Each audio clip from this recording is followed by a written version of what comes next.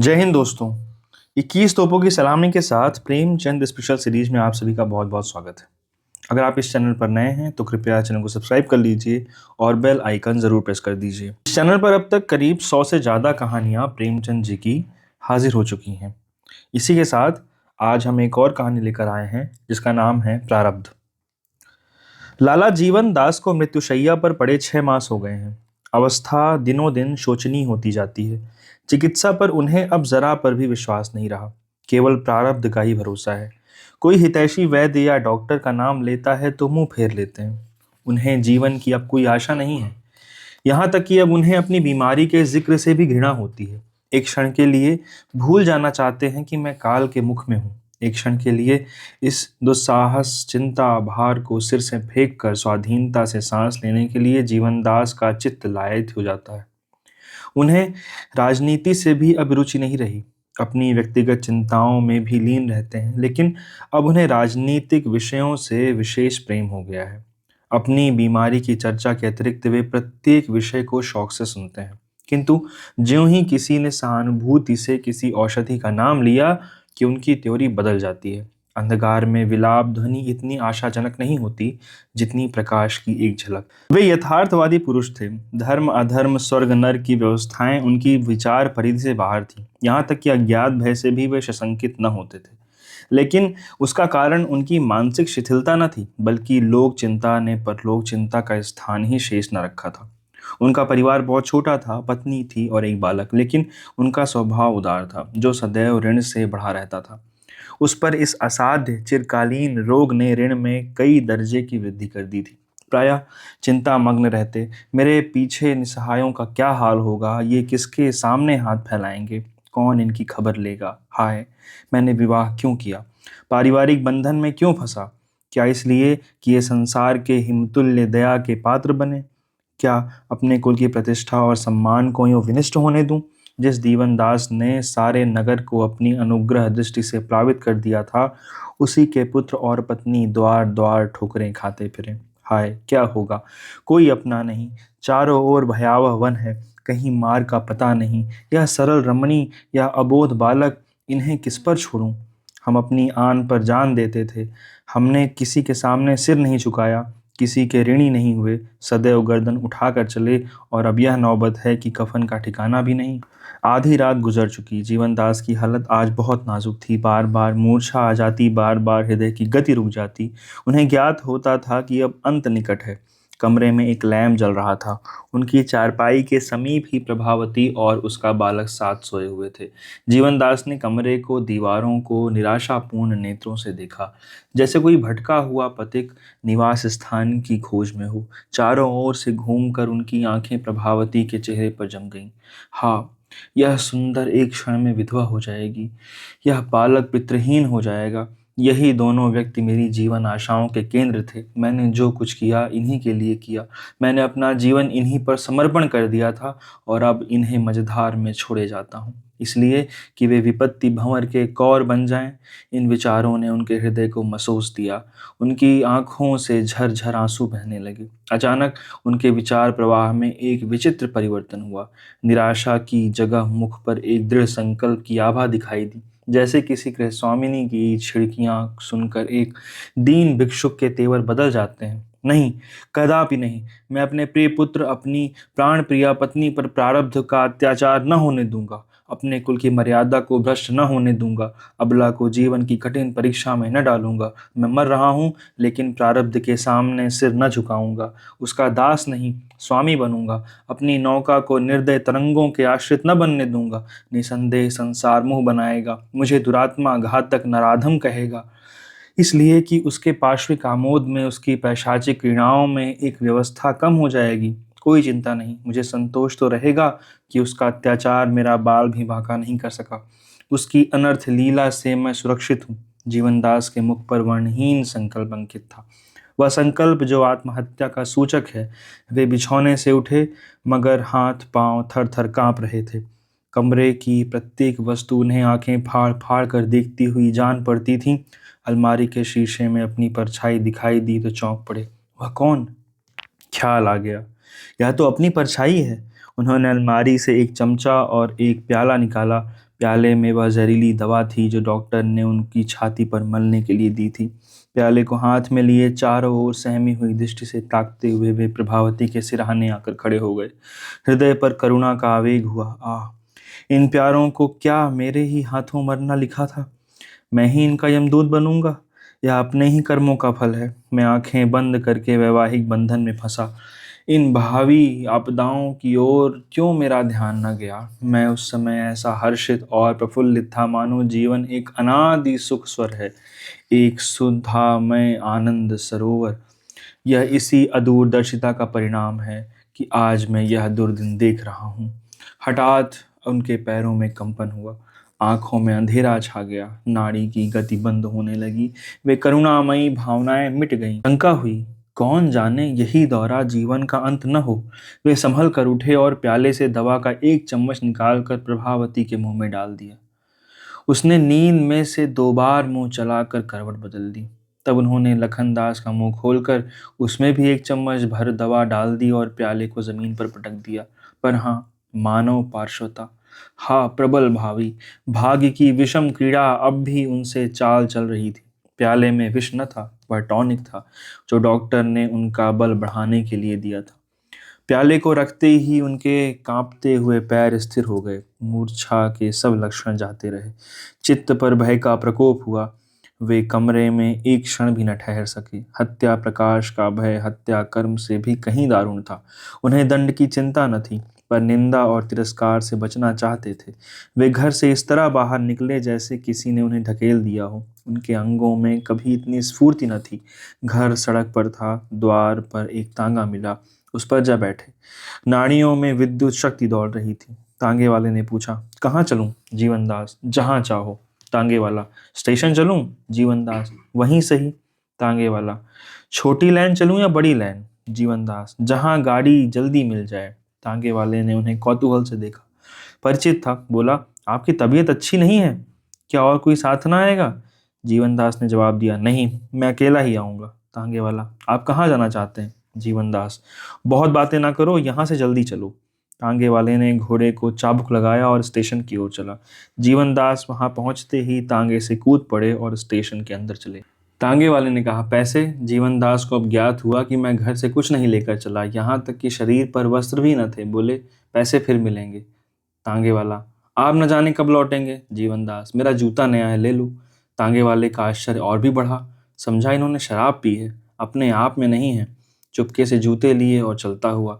गाड़ी के आने में अभी घंटों की देर थी। जीवनदास प्लेटफॉर्म पर जाकर टहलने लगे। धीरे धीरे उनकी गति तीव्र होती गई, मानो कोई उनका पीछा कर रहा हो। उन्हें इसकी बिल्कुल चिंता न थी कि मैं खाली हाथ हूँ। जाड़े के दिन थे, लोग सर्दी के मारे अकड़े जाते थे, किंतु उन्हें ओढ़ने बिछौने को भी सुधि न थी। उनकी चैतन्य शक्ति नष्ट हो गई थी, केवल अपने दुष्कर्म का ज्ञान जीवित था। ऐसी शंका होती थी कि प्रभावती मेरे पीछे दौड़ी चली आती है। कभी भ्रम होता था कि लखनदास भागता हुआ आ रहा है, कभी पड़ोसियों के धड़ पकड़ की आवाज़ कानों में आती थी।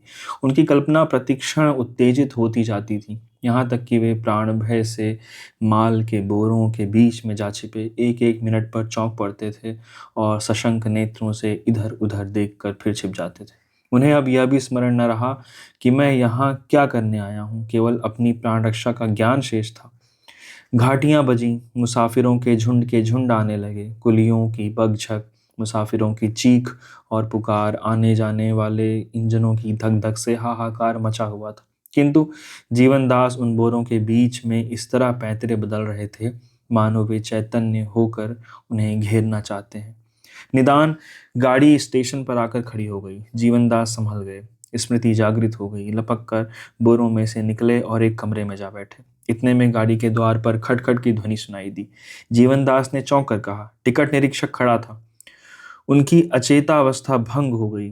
वह कौन सा नशा है जो मार के आगे भाग न जाए? व्याधि की शंका संज्ञा को जागृत कर देती है। उन्होंने शीघ्रता से जल गृह खोला और उसमें घुस गए। निरीक्षक ने पूछा, और कोई नहीं? मुसाफिरों ने एक स्वर में कहा, अब कोई नहीं है। जनता को अधिकारी वर्ग से एक नैसर्गिक द्वेष होता है। गाड़ी चली तो जीवनदास बाहर निकले। यात्रियों ने एक प्रचंड हास्य ध्वनि से उनका स्वागत किया। यह देहरादून मेल थी। रास्ते भर जीवनदास कल्पनाओं में मग्न रहे। हरिद्वार पहुंचे तो उनकी मानसिक अशांति बहुत कुछ कम हो गई। एक क्षेत्र से कंबल लाए, भोजन किया और वहीं पड़े रहे। अनुग्रह के कच्चे धागे को वे लोहे की बेड़ी समझते थे, पर दुर्व्यवस्था ने आत्मगौरव का नाश कर दिया था। इस भांति कई दिन बीत गए, किंतु मौत का तो कहना ही क्या। वह व्याधि भी शांत होने लगी जिसने जीवन से निराश कर दिया था। उनकी शक्ति दिनों दिन बढ़ने लगी, मुख की कांति प्रदीप्त होने लगी, वायु का प्रकोप शांत हो गया, मानो दो प्रिय प्राणियों के बलिदान ने मृत्यु को तृप्त कर दिया था। जीवनदास को यह रोग निवृत्ति उस दारुण रोग से भी अधिक दुखदायी प्रतीत होता था। वे अब मृत्यु का आवाहन करते, ईश्वर से प्रार्थना करते कि फिर उसी जीर्णावस्था का दुरागम हो। नाना प्रकार के कुपथ्य करते, किंतु कोई प्रयत्न सफल न होता था। उन बलिदानों ने वास्तव में यमराज को संतुष्ट कर दिया था। अब उन्हें चिंता होने लगी, क्या मैं वास्तव में जिंदा रहूंगा? लक्षण ऐसे ही दिखाई पड़ते थे। नित्य प्रति यह शंका प्रबल होती जाती थी। उन्होंने प्रारब्ध को अपने पैरों पर झुकाना चाहा था, पर अब स्वयं उसके पैरों की रज चाट रहे थे। उन्हें बार बार अपने ऊपर क्रोध आता, कभी व्यग्र होकर उठते कि जीवन का अंत कर दूं, तकदीर को दिखा दूं कि मैं अब भी उसे कुचल सकता हूं। किंतु उसके हाथों विकट यंत्रणा भोगने के बाद उन्हें भय होता था कि कहीं इसमें भी जटिल समस्या न उपस्थित हो जाए, क्योंकि उन्हें उसकी शक्ति का कुछ कुछ अनुमान हो गया था। इन विचारों ने उनके मन में नास्तिकता के भाव उत्पन्न किए। वर्तमान भौतिक शिक्षा ने उन्हें पहले ही अनात्मवादी बना दिया था। अब उन्हें समस्त प्रकृति अनर्थ और अधर्म के रंग में डूबी हुई मालूम होने लगी। यहाँ न्याय नहीं, दया नहीं, सत्य नहीं। असंभव है कि यह सृष्टि किसी कृपालु शक्ति के अधीन हो और उसके ज्ञान में नित्य ऐसे विभत्स, ऐसे भीषण अभिनय होते रहें। वह न दयालु है न वत्सल, वह सर्वज्ञानी और अंतर्यामी भी नहीं। निसंदेह वह एक विनाशिनी, वक्र और विकारमयी शक्ति है। सांसारिक प्राणियों ने उसकी अनिष्ट क्रीड़ा से भयभीत होकर उसे सत्य का सागर, दया और धर्म का भंडार, प्रकाश और ज्ञान का स्रोत बना दिया है। यह हमारा दीन विलाप है, अपनी दुर्बलता का अश्रुपात। इसी शक्तिहीनता को, इसी निसहायता को हम उपासना और आराधना कहते हैं और उस पर गर्व करते हैं। दार्शनिकों का कथन है कि यह प्रकृति अटल नियमों के अधीन है। यह भी उनकी श्रद्धालुता है। नियम जड़ अचैतन्य होते हैं, उनमें कपट के भाव कहाँ। इन नियमों का संचालक इस इंद्रजाल का मदारी अवश्य है, यह स्पष्ट है, किंतु वह प्राणी देवता नहीं, पिशाच है। इन भावों ने शनैः शनैः क्रियात्मक रूप धारण किया। सद्भक्ति हमें ऊपर ले जाती है, असद्भक्ति हमें नीचे गिराती है। जीवनदास को नौका का लंगर उखड़ गया। अब उसका न कोई लक्ष्य था और न कोई आधार। तरंगों में डांवाडोल होती रहती थी। 15 वर्ष बीत गए। जीवनदास का जीवन आनंद और विलास में कटता था। रमणीक निवास स्थान था, सवारियां थी, नौकर चाकर थे, नित्य राग रंग होता रहता था। अब इंद्रिय लिप्सा उनका धर्म था, वासना तृप्ति उनका जीवन तत्व। वे विचार और विवेक के बंधनों से मुक्त हो गए थे। नीति और अनीति का ज्ञान लुप्त हो गया था। उनके पास साधनों की भी कमी नहीं थी। बंधे बैल और खुले सांड में बड़ा अंतर होता है। रात रात्रि पाकर भी दुर्बल है, दूसरा घात पात भी खाकर मस्त हो रहा है। स्वाधीनता बड़ी पोषक वस्तु है। जीवनदास को अब अपनी स्त्री और बालक की याद न सताती थी। भूत और भविष्य का उनके हृदय पर कोई चिन्ह न था। उनकी निगाह केवल वर्तमान पर रहती थी। जीवनदास धर्म को अधर्म समझते थे और अधर्म को धर्म। उन्हें सृष्टि का यह मूल तत्व प्रतीत होता था। उनका जीवन स्वयं इसी दुर्नीति का उज्जवल प्रमाण था। आत्मबंधन को तोड़कर जीवनदास जितने उत्सित हुए, वहां तक उन बंधनों में पड़े हुए उनकी दृष्टि भी न पहुंच सकती थी। जिधर आंख उठती, अधर्म का साम्राज्य दिखाई पड़ता था। यही सफल जीवन का मंत्र था। स्वेच्छाचारी हवा में उड़ते हैं, धर्म के सेवक एड़ियां रगड़ते हैं। व्यापार और राजनीति के भवन, ज्ञान और भक्ति के मंदिर, साहित्य और काव्य की रंगशाला, प्रेम और अनुराग मंडलियां, सब इसी दीपक से आलोकित हो रही हैं। ऐसी विराट ज्योति की आराधना क्यों न की जाए। गर्मी के दिन थे, संध्या का समय था। हरिद्वार के रेलवे स्टेशन पर यात्रियों की भीड़ थी। जीवनदास एक घेरुए रंग की रेशमी चादर गले में डाले, सुनहरा चश्मा लगाए, दिव्य ज्ञान की मूर्ति बने हुए अपने सहचरों के साथ प्लेटफॉर्म पर टहल रहे थे। जीवनदास की भेदक दृष्टि यात्रियों पर लगी हुई थी। अचानक उन्हें दूसरे दर्जे के कमरे में एक शिकार दिखाई दिया। यह एक रूपवान युवक था। उसके चेहरे से प्रतिभा झलक रही थी। उसकी घड़ी की जंजीर सुनहरी थी। तंजेब की अचकन के बटन भी सोने के थे। जिस प्रकार बधिक की दृष्टि पशु के मांस और चर्म पर रहती है, उसी प्रकार जीवनदास की दृष्टि में मनुष्य एक भोग्य पदार्थ था। उनके अनुमान से आश्चर्यजनक कुशलता प्राप्त कर ली थी और उससे कभी भूल न होती थी। वह युवक अवश्य कोई रईस है, सरल और गौरवशील भी है।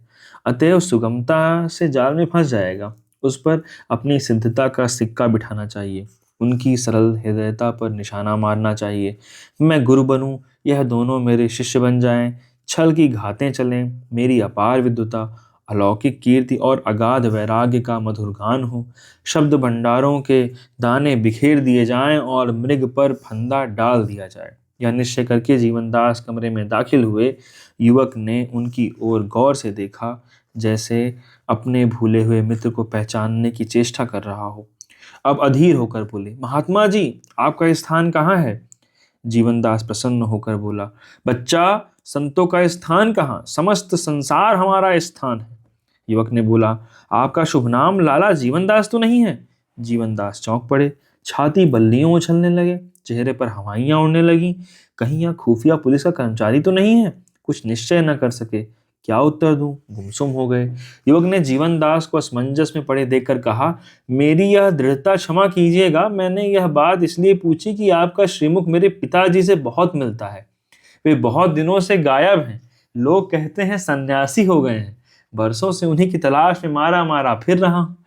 जिस प्रकार क्षितिज पर मेघ राशि चढ़ती है और क्षण मात्र में संपूर्ण वायुमंडल को घेर लेती है, उसी प्रकार जीवन दास को अपने हृदय में पूर्व स्मृतियों की एक लहर सी उठती हुई मालूम हुई। गला फंस गया और आंखों के सामने प्रत्येक वस्तु तैरती हुई जान पड़ने लगी। जीवन दास ने युवक की ओर सचेत नेत्रों से देखा। स्मृति सजग हो गई। उसके गले में लिपट कर बोले, लखू। लखनदास उनके पैरों पर गिर पड़ा। मैंने बिल्कुल नहीं पहचाना। एक युग हो गया। आधी रात गुजर चुकी थी। लखनदास सो रहा था और जीवनदास खिड़की से सिर निकाले विचारों में मग्न थे। प्रारब्ध का एक नया अभिनय उनके नेत्रों के सामने था। वह धारणा जो अतीत काल से उनकी पथ प्रदर्शक बनी हुई थी, हिल गई। मुझे अहंकार ने कितना विवेकहीन बना दिया था। समझता था मैं ही सृष्टि का संचालक हूँ। मेरे मरने पर परिवार का अधपतन हो जाएगा। पर मेरी यह दुश्चिंता कितनी मिथ्या निकली। जिन्हें मैंने विष दिया वे आज जीवित हैं, सुखी हैं और संपत्तिशील हैं। असंभव था कि लक्खू को ऐसी उच्च शिक्षा दे सकता। माता के पुत्र प्रेम और अध्य व्यवसाय ने कठिन मार्ग कितना सुगम कर दिया। मैं इसे इतना सच्चरित, इतना दृढ़ संकल्प, इतना कर्तव्यशील कभी न बन सकता था। यह स्वावलंबन का फल है। मेरा विष उसके लिए अमृत हो गया। कितना विनयशील, हंसमुख, निष्प्रह और चतुर युवक है। मुझे तो अब उसके साथ बैठते हुए भी संकोच होता है। मेरा सौभाग्य कैसे उदय हुआ है। मैं विराट जगत को किसी पैशाचिक शक्ति के अधीन समझता था, जो दीन प्राणियों के साथ बिल्ली और चूहे का खेल खेलती। हाँ, मूर्खता, अज्ञान। आज मुझ जैसा पापी मनुष्य इतना सुखी है, इसमें संदेह नहीं कि इस जगत का स्वामी दया और कृपा का महासागर है। प्रातःकाल मेरा उस देवी से साक्षात होगा, जिसके साथ जीवन के क्या क्या सुख नहीं भोगे। अब मेरे पोते और पोतियां मेरी गोद में खेलेंगे। मित्रगण मेरा स्वागत करेंगे। ऐसे दयामय भगवान को मैं मंगल का मूल समझता था। इस विचार में पड़े हुए जीवनदास को नींद आ गई। जब आंखें खुली तो लखनऊ की प्रिय और परिचित ध्वनि कानों में आई। वे चौंक कर उठ बैठे। लखनदास असबाब उतरवा रहे थे। स्टेशन के पास उनकी फिटकन खड़ी थी। दोनों आदमी उस पर बैठे। जीवनदास का हृदय आह्वान से भर रहा था। मौन रूप बैठे हुए थे, मानो समाधि में हो। फिटन चली।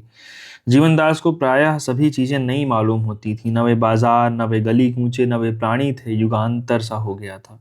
निदान उन्हें एक रमणीक बंगला सा दिखाई पड़ा, जिसके द्वार पर मोटे अक्षरों में अंकित था, जीवनदास पाठशाला। जीवनदास ने विस्मित होकर पूछा, यह क्या है? लखनदास ने कहा, माता जी ने आपकी स्मृति स्वरूप यह पाठशाला खोली है। यहाँ कई लड़के छात्रवृत्ति पाते हैं। जीवनदास का दिल और भी बैठ गया। मुंह से एक ठंडी सांस निकल आई। थोड़ी देर के बाद फिटन रुकी। लखनदास उतर पड़े। नौकरों ने असबाब उतारना शुरू किया। जीवनदास ने देखा एक पक्का 2 मंजिला मकान था। उनके पुराने खपरेल वाले घर का कोई चिन्ह न था, केवल एक नीम का वृक्ष बाकी था। उसी समय 2 कोमल बालक बाबूजी कहते हुए दौड़े और लखनदास के पैरों से लिपट गए। घर में एक हलचल सी मच गई। दीवान खाने के पीछे एक सुंदर पुष्टवाटिका थी। जीवनदास ऐसे चकित हो रहे थे मानो कोई तिलिस्म देख रहे हो। रात्रि का समय था, 12 बज चुके थे। जीवनदास को किसी करवट नींद ना आती थी। अपने जीवन का चित्र उनके सामने था। इन 15 वर्षों में उन्होंने जो कांटे बोए थे वे इस समय उनके हृदय में चुभ रहे थे। जो गड्ढे खोदे थे वे उन्हें निगलने के लिए मुंह खोले हुए थे। उनकी दशा में एक ही दिन में घोर परिवर्तन हो गया था। अभक्ति और अविश्वास की जगह विश्वास का अभ्युदय हो गया था, और यह विश्वास केवल मानसिक न था वरन प्रत्यक्ष था। ईश्वरीय न्याय का भय एक भयंकर मूर्ति के सदृश उनके सामने खड़ा था। उससे बचने की अब और कोई युक्ति नजर न आती थी। अब तक जीवनदास की स्थिति उस आग की चिंगारी के समान थी जो किसी मरुभूमि पर पड़ी हुई थी। उससे हानि की कोई शंका न थी, लेकिन आज वह चिंगारी एक खलिहान के पास पड़ी हुई थी। मालूम नहीं कब वह प्रज्वलित होकर खलिहान को भस्मीभूत कर दे। ज्यों-ज्यों रात गुजरती थी, यह भय ग्लानि का रूप धारण करता जाता था। मैं इस योग्य भी नहीं कि इस साक्षात क्षमा दया को अपना कलुषित मुंह दिखाऊं। उसमें मुझ पर सदैव करुणा और वात्सल्य की दृष्टि रखी, और यह शुभ दिन दिखाया। मेरी कालीमा उसकी उज्जवल कीर्ति पर एक काला दाग है। मेरी कलुषता क्या इस मंगल चित्र को कलुषित न कर देगी? मेरी पापाग्नि के स्पर्श से हरा भरा उद्यान मटिया मेट न हो जाएगा? मेरी अपकीर्ति कभी न कभी प्रकट होकर इस कुल की मर्यादा और सम्मान को नष्ट न कर देगी? मेरे जीवन से अब किसको सुख है? कदाचित भगवान ने मुझे लज्जित करने के लिए, मुझे अपनी तुच्छता से अवगत कराने के लिए, मेरे गले में अनुपात की फांसी डालने के लिए यह अद्भुत लीला दिखाई है। इसी कुल की मर्यादा रक्षा के लिए मैंने भीषण हत्याएं की थी। क्या अब जीवित रहकर इसकी वह दुर्दशा कर दूं जो मरकर भी न कर सका? मेरे हाथ खून से लाल हो रहे हैं। हे परमात्मन, वह खून रंग न लाए। यह हृदय पापों के कीटाणुओं से जर्जर हो रहा है। भगवान, यह कुल उनके छूत से बचा रहे। इन विचारों ने जीवनदास में ग्लानि और भय के भावों को इतना उत्तेजित किया कि वे विकल हो गए।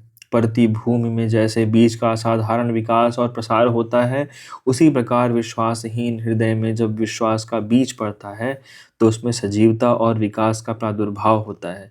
उसमें विचार के बदले व्यवहार का प्राधान्य होता है। आत्मसमर्पण उसका विशेष लक्ष्य होता है।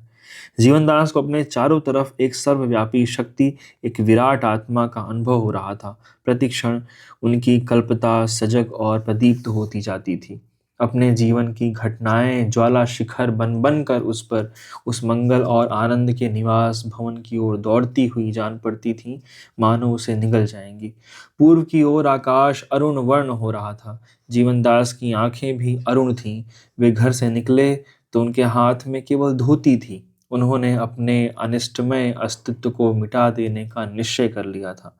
जीवनदास अपनी पापाग्नि की आंच से अपने परिवार को बचाने का संकल्प कर चुके थे। प्राणपण से आत्मशोक और हृदय दाह की को शांत करने पर उद्यत हो गए थे। जब सूर्योदय हो रहा था, तब उसी समय जीवनदास गोमती की लहरों में समा गए। बहुत शुक्रिया। ये कहानी यहीं समाप्त होती है। हम जल्द ही आपके सामने दूसरी और नई कहानी लेकर हाजिर होंगे। तब तक आप प्रेमचंद की प्लेलिस्ट खोलकर उसमें और जो कहानियाँ जो आपने नहीं सुनी हैं उनका आप आनंद उठाएं। बहुत बहुत धन्यवाद।